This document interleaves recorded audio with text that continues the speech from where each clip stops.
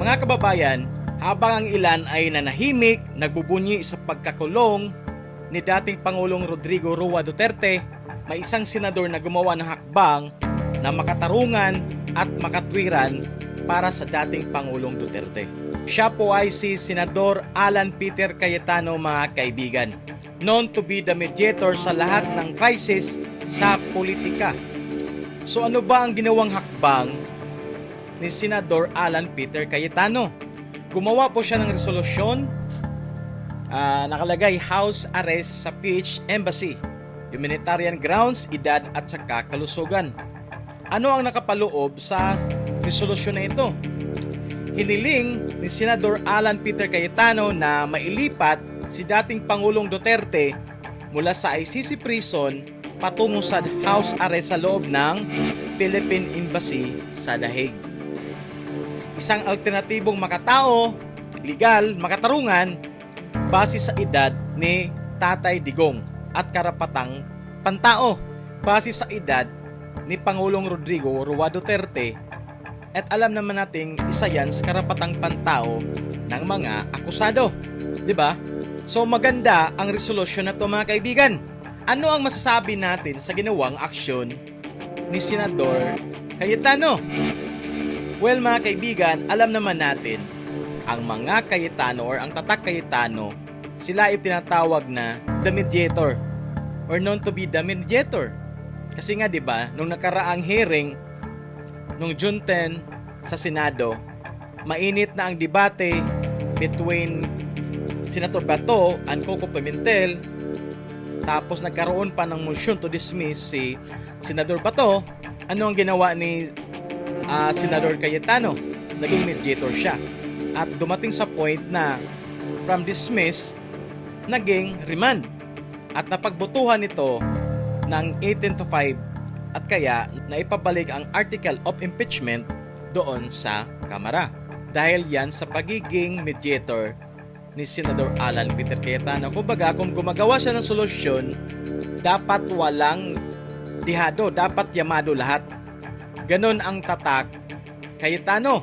So ano ba tong ginawa niyang aksyon? Suporta ba to para ka Tatay Digong or talagang yun talaga ang rule of law at saka humanitarian solusyon para ka Tatay Digong kasi nga matanda na. So ang point lang talaga ni Senador Alan Peter Cayetano dito ay mabigyan si tatay ng magandang due process at treatment sa kanyang katandaan. Kumbaga, ang lahat ng akusado ay meron pa ring karapatang pantao. Ang kanyang proposal ay hindi para takasan ang batas, kundi para tiyakin na sa ilalim ng batas may dignidad pa rin ang mga akusado. Hindi ito matawag na blind loyalty para katatay yung ginawa niyang proseso o ginawa niyang aksyon, kundi ito ay tunay na due process, mga kaibigan. Yeah. Ang kanyang ginawa ay talagang due process talaga. Pero ito ang tanong, mga kaibigan, malaki ba ang tsansa na mapagbigyan ang resolusyon na yan? Well, ang ganitong klaseng mga moves, mga kaibigan, ay dire-rira lang siya, bihira lang. Pero maganda naman ang kanyang solusyon or point. 'Di ba? Legal solution niya maganda din. Hindi din siya political drama. Kumbaga nakabase lang talaga kung ano yung rule of law, due process or karapatang pantao ng isang akusado. 'Di ba? So, bihira ang ganitong sit-up pero hindi imposible. So, kung makikipag-ugnayan ang gobyerno sa ICC, maipapakita natin na kaya nating ipaglaban ang karapatan ng mamamayan habang iginagalang ang international law. 'Di ba? So what is tatak Cayetano? Ano ba ang tatak nila? Sa panahong polarized ang politika, mga kaibigan, pro or anti-Duterte, dilawan o loyalist, si Cayetano ay laging nasa gitna. Kaya kahit sa isyong ito, hindi siya kumampi. Hindi naman siya kumampi. Kundi tumayo lang talaga siya sa tamang prinsipyo at tamang proseso at saka tamang due process lang talaga. Tama nga naman. So ano ang masasabi ko sa ginawang moves ni Senador Alan Peter Cayetano? Para sa akin, mga kaibigan, na Ito ang uri ng leadership na kailangan natin. Tahimik pero malinaw ang tindig or solusyon na ibinibigay. Hindi, yung tipong yung tipong nagbibigay ng solusyon na walang dihado, yamado. Di ba? Mediator way talaga. Ito yung klaseng leader na gusto mong makasama sa panahon ng crisis. Hindi nagpapapugi, kundi tumitindig talaga sa gitna ng kaguluhan. Ganun naman talaga ginagawa niya. Kaya nga ngayon minsan confusing ka, di ba? Very confusing tayo ngayon, lalo na sa impeachment ni Sara. Kung saan ba talaga siya papanig? Pro-impeachment or anti-impeachment, di ba? Mahirap mo siya mabasa, mga kaibigan. So ano ang tawag sa move sa ginawa ni Senador Alan Peter Cayetano? Ito ba ay diplomatic strategy kung saan pinoprotektahan ang dangal ng bansa? Ito ba ay nangungahulugan na ang Pilipinas ay may kakayahang ipaglaban ang karapatan ng kahit sinong Pilipino, kahit pa dating Pangulo, sa tamang paraan?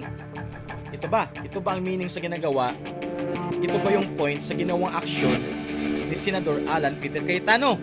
Ang tanong, mga kaibigan, ang tanong sa ginawang aksyon niya, ito ba ay pakitang tao o sumakay lang sa isyu para sumikat? Ayan, magandang tanong yan.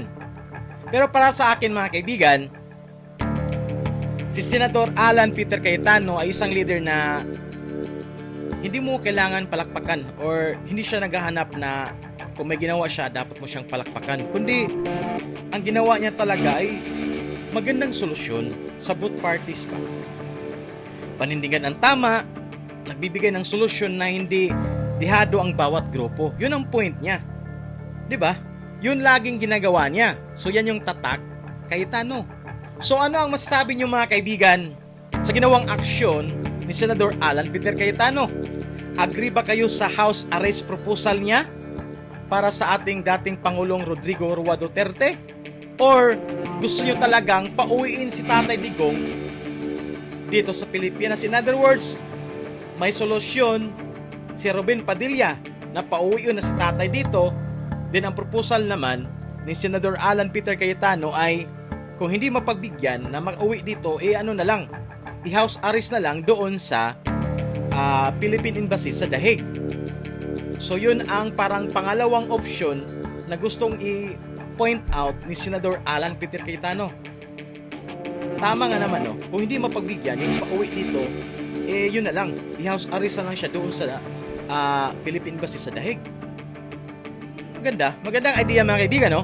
So yun na nga, mga kaibigan, gumagawa ng ating mga senador ng magandang solusyon o remedy para kay Tatay Digong. Unang resolusyon, pauwiin si Tatay Digong sa Pilipinas.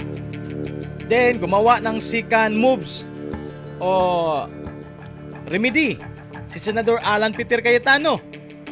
Kung mahirapan tayong pauwiin si Tatay dito, kasi alam naman natin yung gobyerno natin hindi suportado ang kanyang proposal, ayaw nilang makauwi si Tatay dito.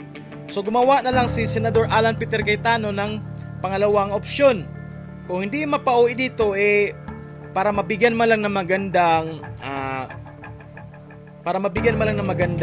treatment si Tatay, ay ganito na lang, i-house arrest na lang siya sa Philippine Embassy doon sa The Hague. Di ba? Ganun na lang. While naghintay sa kanyang trial sa September pa, di ba? So maganda.